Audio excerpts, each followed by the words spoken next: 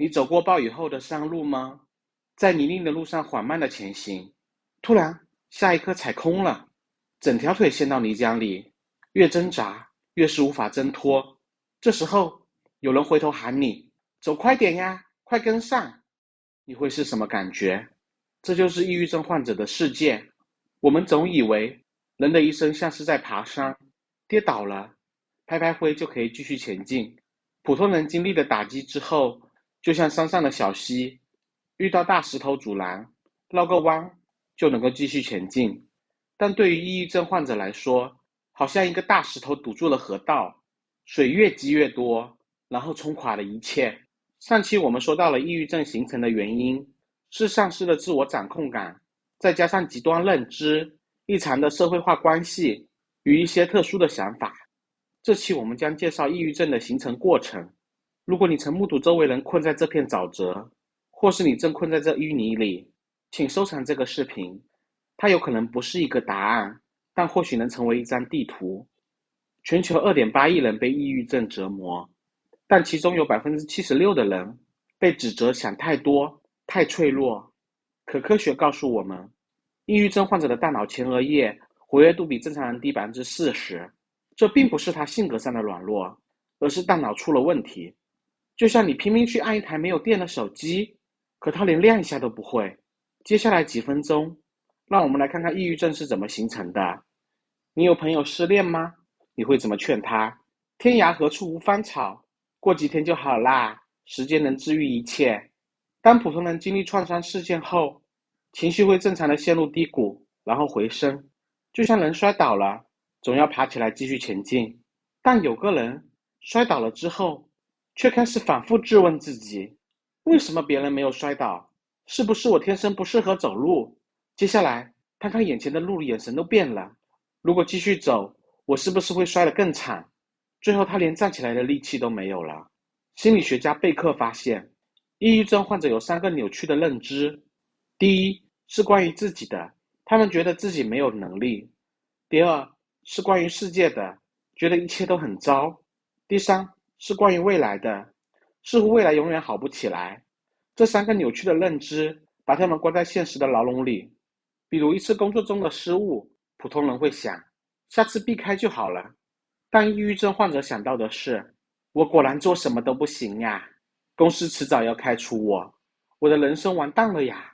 虽然这不是事实，但他们却非常相信这个真相。这种绝望会发展成习得性无助，有以下3个阶段。第一个阶段，他拼了命的努力，结果每次都差一点，没有达到自己的预期。第二个阶段，他开始相信人生没有我想要的答案，我所有的努力都将注定失败。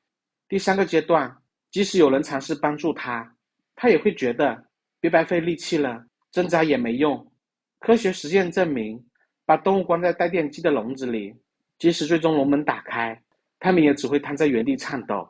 人在长期经历挫败后，大脑前额叶的功能将被关闭，人生的希望也会消失。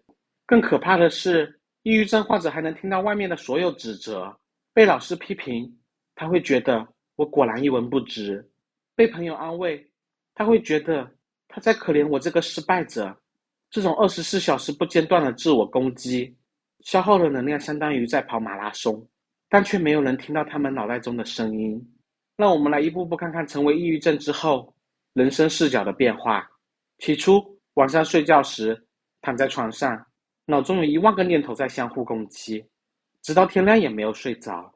某脑科学研究证明，失眠超过2周，大脑的决策能力下降37%，再也分不出该做什么，能做什么，然后疲劳让边缘系统崩溃，快乐与幸福感逐渐消失。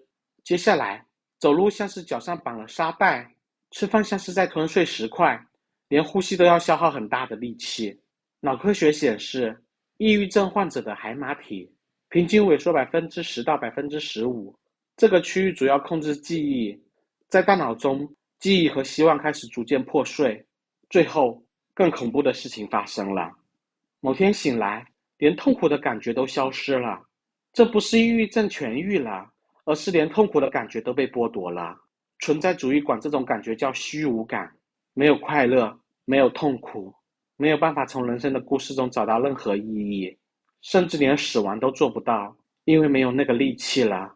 接下来，我将介绍一个逃离抑郁症的方法，有需要的朋友们可以参考一下。第一，先别着急行动，先觉察情绪和想法。如果你发现身边的人不对劲，先坐下来问问他，最近你好像有些心事，能问问你脑中重复最多的一句话是什么呢？可能是我没有能力，也可能是没有人在乎我。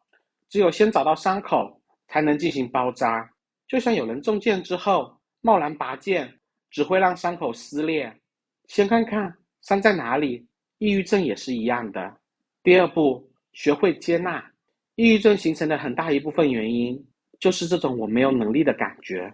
所以你对他们说，你可以更好的，就像在说你现在还不够好。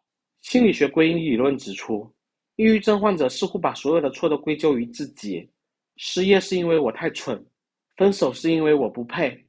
这时候或许说一句我知道你尽力了，比100句你需要振作起来更有效。